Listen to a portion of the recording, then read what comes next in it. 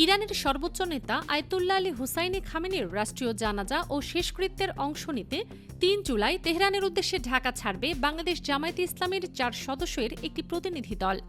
নায়েবে আমির মুজিবুর রহমানের নেতৃত্বে দলে থাকছেন এমপি মোহাম্মদ নুরুল আমিন, ড মোহাম্মদ কেরামত আলী এবং ড এস.এম. খালিদুজ্জামান। জামায়াতের দাবি, ইরান সরকারের আনুষ্ঠানিক আমন্ত্রণেই তারা এই সফরে যাচ্ছেন। প্রতিনিধি দল জানাজা ও রাষ্ট্রীয় অনুষ্ঠানে অংশ নেবার পাশাপাশি ইরানের শীর্ষ নেতৃত্ব ও সংশ্লিষ্ট সরকারি কর্মকর্তাদের সঙ্গে সৌজন্য সাক্ষাৎ করবেন। ইরান সরকারের ঘোষণা অনুযায়ী ৪ থেকে ৯ জুলাই তেহরান, কোম ও মোশাদে ধাপে ধাপে জানাজা ও শেষকৃত্যের আনুষ্ঠানিকতা অনুষ্ঠিত হবে। মোশাদে ইমাম রেজা রাদিয়াল্লাহু আনহুর মাজার প্রাঙ্গণে দাফনের পরিকল্পনা রয়েছে। এই সফর বাংলাদেশের রাজনৈতিক অঙ্গনেও আলোচনার জন্ম দিয়েছে।